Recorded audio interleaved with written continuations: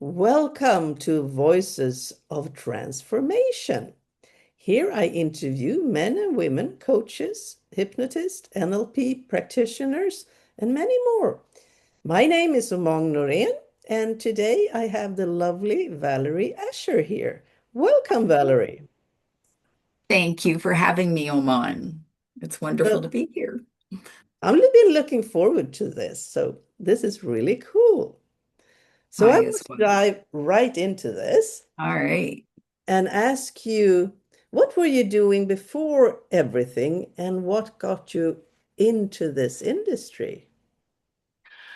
What was it? Oh, I've had quite a few careers, and it all led up to in the fall of 2016, I ended up taking a professional mentorship training program with Doug Lawrence of Talent C, and he has an amazing program. And through all of that, I met this other lady who was a professional hypnotist, and she was running a training school in February of 2017. So, anyways, we had a conversation about it because, of course, my understanding of hypnosis was the typical entertainment. And I was like, so what do you mean it can be used for therapy? And, the different questions. So, what ended up happening was I took the training with her because of her introduction to me of what it all entails. And I was thinking at the time, oh, this would be a great add-on to my mentoring because it would be another great tool. So I took it, and in the very first hour, I was hooked. And I was like, oh, this is so amazing. And I just loved every second of it. And I've had multiple hypnosis certifications since, as well as a lot of other modalities, trainings that I've done, NLP being another one, which is partly was taken from hypnosis. And others, modern psychology. I did a lot of training in there and other trainings. Anyways, hypnosis became my prime tool. And all the So rest are just add-ons to help make any session that I have with anybody more effective. that's wonderful. What I hear is that your mentorship got on the back burner when you found hypnosis. Yeah, yeah. My love, I love the mentorship. However, I just found for me, I just fell in love with hypnosis and just everything that was possible with it and how it helps people, the change that happens. So, can you tell people who haven't come across hypnosis what you can actually do? And if you remember any session that was particularly rewarding because person had such and such problem, and what made it so different from when the person came compared to when the person went home again? Mm. Uh, oh boy, that's a hard choice to make. Which ones are the most? And then now I forgot the beginning part of the That's question. okay. Let's Um, go for a memorable session you had, because what I hear is that you have had many of them. So maybe there is one of them that stands out to you. yeah, there's so many, and it's not okay. So I think one of the biggest memorable ones was back in the beginning when I first started, and I was um, asking all of my friends and anybody that was available if they would like to experience it. And one of my good friends, he was all up for it. Because he was very curious about it all, and I couldn't believe at that time. I was like, wow, this is so cool, especially being male, because just sometimes they're not quite as open as women to different things, right? So he went so um, deep into the whole process and ended up having some wonderful ways, he had some situations that were causing him anxiety and stuff like that. And he ended up being able to just deal with those situations. And we ended up doing other work after that because of it and the effectiveness of it. Um, I and think that's just comes to mind because it was one of the first, right? And it, so it was so memorable because yeah. you could feel the difference that your Hmm. work made in him. Yes. Yeah. And yeah, so, and there's been other ones dealing with anxiety. One young lady that I worked with, she had been dealing with anxiety for years and had done all kinds of worked at different therapies that just weren't effective for her. And right after the first session, she was like completely amazed at the results. And after we had done a few sessions, she's been anxiety free for years. And her husband just thinks I'm the cat's meow because, That's right, he was living it full time experience. Yeah. So, yeah. Um, I mhm, think it's so important to be able to tell people that it's not only about the entertainment hypnosis, mhm. where Yes. because Yeah. I feel like people they are afraid that, well, if I go to a hypnotist, I'm gonna go around in their room and going quack quack, which is not true because I know. you can do so many things with hypnosis. Yeah. You can help people achieve goals, Hmm. Yeah. quit smoking, anxiety. Helping with weight management, trauma. It is wonderful for trauma. And there's so many studies and science and everything around it that's been going on for decades that people aren't aware of that shows the efficacy of hypnosis and how well it works and how well it helps. And one of the things that people really need to understand, as you know, is that we aren't doing the work. It's them doing the work. We're just helping them. We're just guiding them. We're like their tourist guide, right? Yeah, we're Yeah. like facilitators Yeah. of Yes. change. I think that's, if I say it Yes. like And I that, like that facilitator of change. Yes. it's less scary. Yes. Yeah. So that people know that they're the ones who are in control. It's all up to them. We're Mm. not in control. They make the choices. Yeah, that's really Yeah. true. Is Yeah. there any time that you have used your knowledge and have done self-hypnosis that have made a change in your life when you have been working on yourself? Yeah, self-hypnosis is just uh, ongoing because none of us are perfect. We didn't, one of the things I like to tell my clients, explain to them is we didn't get into whatever problems that we have overnight. So we're not going to get over them overnight, right? So there's always something new that comes up. And it may be something that's been bothering you for years and you don't even know about it. As you know, I'm writing my book on grief for animals, Mm. animal grief for people. And one of the things that I learned in writing it was a trauma that I had with a dog that had been hit by a car. And I never realized a certain part of that that had stayed with me until I was writing the book and it came out and I was able to deal with it and clear it and saw it from a whole different angle, a whole different perception on it. And it just lightened my heart, right? And I'm like, I just want to help people to do that, to be able to deal with grief, especially animal grief, because of it's been so dismissed for so long. I mean, it's better now. People are recognizing it, science as well. And there's anxiety and trauma all wrapped around that as well. So, I've had many dogs and cats and Yeah. other animals as well. And what I found is that you tend to downplay the grief, or people who are not animal lovers, they will not realize that your pet is a family member. And that's a very foreign concept for somebody who Hmm. doesn't like animals or not are not into animals.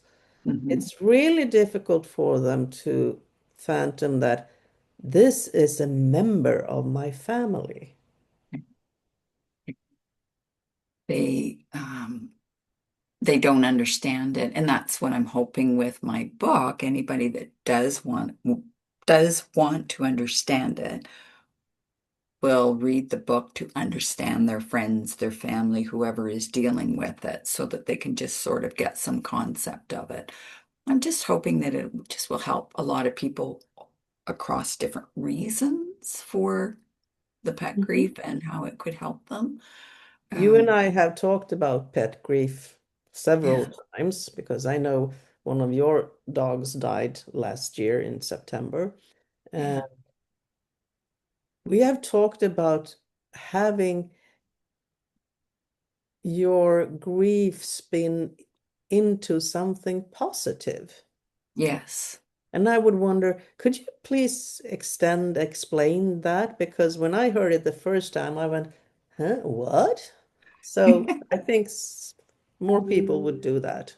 Yeah. And I think it's because maybe culturally or whatever, we think that when we're in grief, we have it just has to be horrible and whatever. And different cultures express it differently. And some cultures have their specific time that they cry Mhm. and wail and whatever works for them. And then they're able to release it and get over it. But then there's others who it's suppressed. And so what I ended up doing was through everything, I can go on and on, so I better through it all though, understanding how. And that's the thing I love with hypnosis too, is because it's so flexible. And dealing with grief with hypnosis is different than other types of things that people are dealing with. So with the grief, I ended up creating a protocol. I call it the Phoenix Rising Way. So it's rising from the ashes, what a phoenix does, right? And it's my logo. And it's that protocol is to help people to turn it around and make it into something beautiful.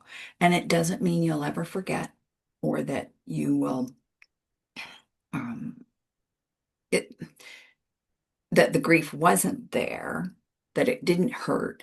It's just to help you to release it and take it into yourself in a different way, in a way that it's good grief, that it's a beautiful part, because it's a part of life. There's two things that we are guaranteed in life, right? Taxes and death. I mean, they're going to happen.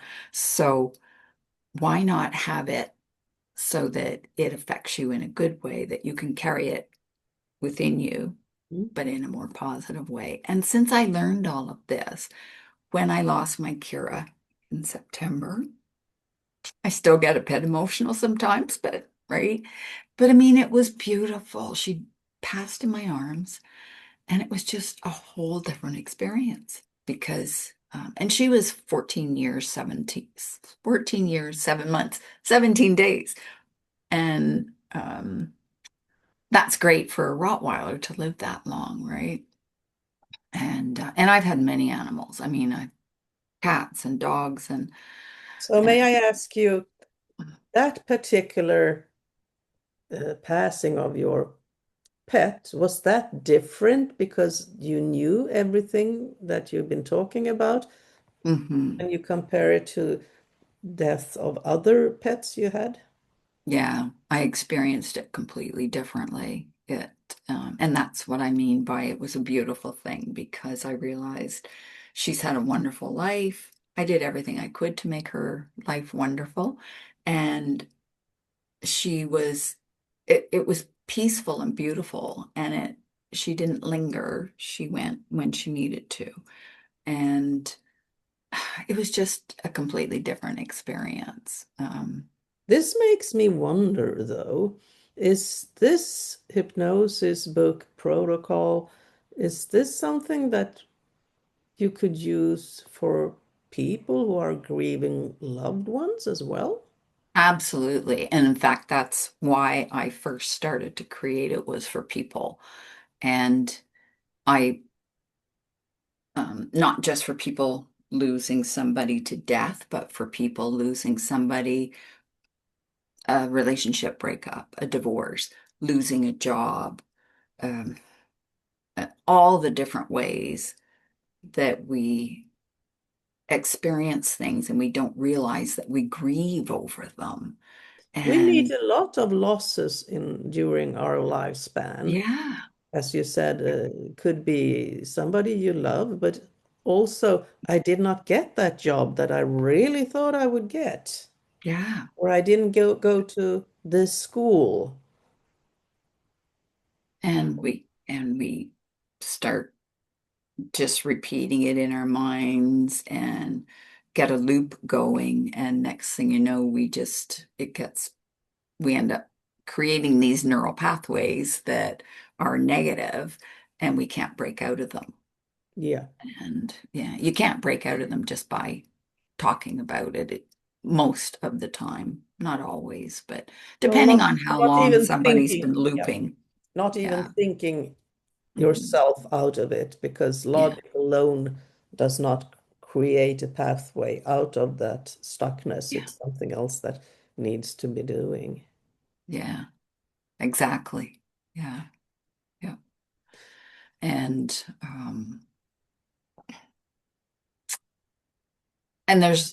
lots of there's other like traumas that can have grief associated with it. So Mhm. somebody can experience trauma from something, and there will be grief that will be attached to it.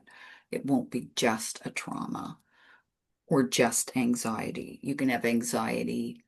One can stem from the other. So you can have anxiety, grief, and then you'll have anxiety that will come because of the grief. And We're complicated, aren't we humans? we are, like us humans, we can just, If we can make something complicated, we usually will we make will it do it.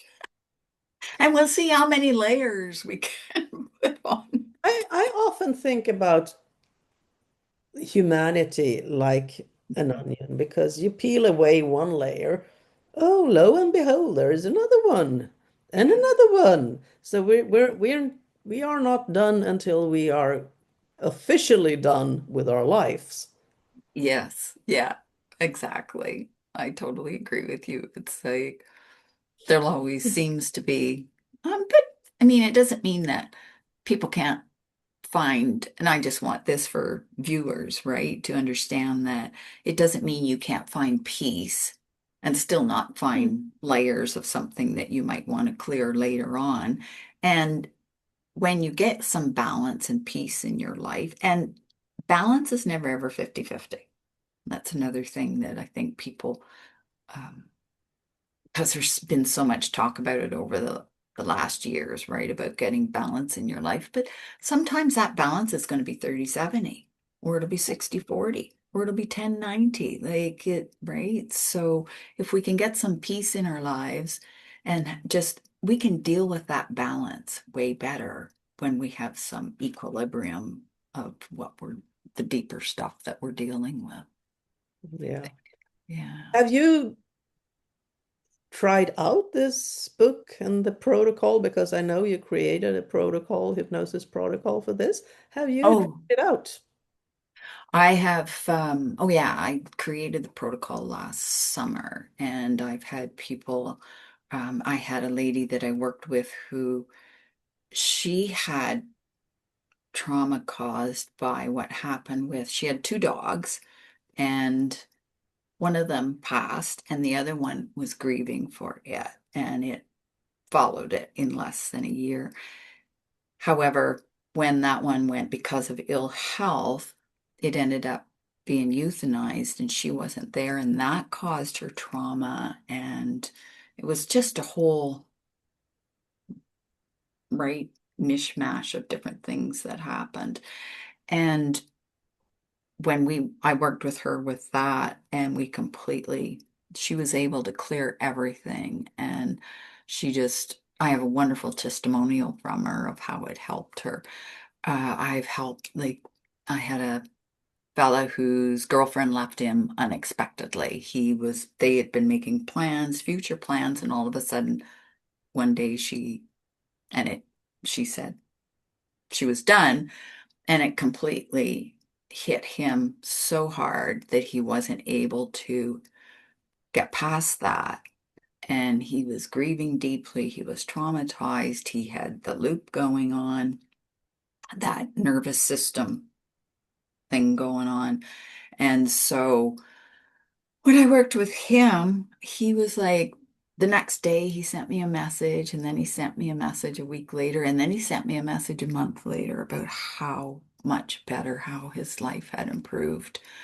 And I've used it for different circumstances because I can modify it for each person, right? Whatever they're dealing with. And it's just a beautiful thing. It's way like I didn't have a clue how well it would work. And I'm just, the responses that I get, the results, Well, that's what we do, isn't it? yeah. And that would be one of the things for your question about one of the impactful things that Yeah, happen. yeah, And I absolutely. also, yeah, like, and that shows, I mean, I don't just work with grief or animal grief. I work with people with those type of different things, right? Because that's the thing about hypnosis. It's so flexible, as you know, right? It's like an NLP. Yeah. What would you say to a grieving person? What is something you would want the listener or the viewer to remember about grief that could potentially make a difference in their life? That's a really hard question, or Mhm. interesting one at least. Yeah. Well, one of the things is that to remember that grief is a natural part of life, that it can be beautiful. We can switch our perception of it and how we feel about it, how we see it, how we hear it, like just all the different ways that we can experience it. And it's a choice whether we want to react to it or respond. And that's my big thing is for the Phoenix Rising Way is to give you a way to respond instead of reacting. And not be kidnapped by emotions. Yes, yes. That's a great way to put it. Not to be kidnapped by emotions. Because I think that's what many of us think when Hmm. grief hits. We are powerless and Hmm. just have to And you're live not through it. powerless. And that Yeah. that is, I think, the main thing to remember, that Hmm. you have lots of resources. Yes. Yeah. And I sprinkle the resources throughout my book as well to give people tools that they can use. And then, everybody has different levels. And if it's really deep seated, could be even old grief. It doesn't have to be new. New grief can trigger an old grief. Yeah, yeah, So if yeah. somebody's listening right now who's saying, I really liked hearing Valerie, I want to see if she can help me, where can they reach you? They can go to my website, hypnosisintegrated.com, and you can either book a call with me, or you can send me an email, or you can direct message me through Messenger. On And Facebook. yes, Facebook. So, So they can look you up at Facebook as well as Valerie. yes, Hypnosis Integrated. I'm not very active on there. However, if anybody wants to contact me through the page hypnosisintegrated.com, it's very easy and I That's will wonderful. respond. Yeah. Yeah. Well, I'd like to thank you. This has been very interesting, and it's not so often that when we do interviews, we talk about such a serious and sometimes difficult subject like grief. But I Yes. think we did it really well and with lots of fun doing it. Yes. And I thank you very much for having me. It was my I'm pleasure. very grateful. I hope to talk to you soon again. Yes, I look forward to it. Take care. Bye, You Valerie. take care as well. Thanks, Oman. Bye. Bye.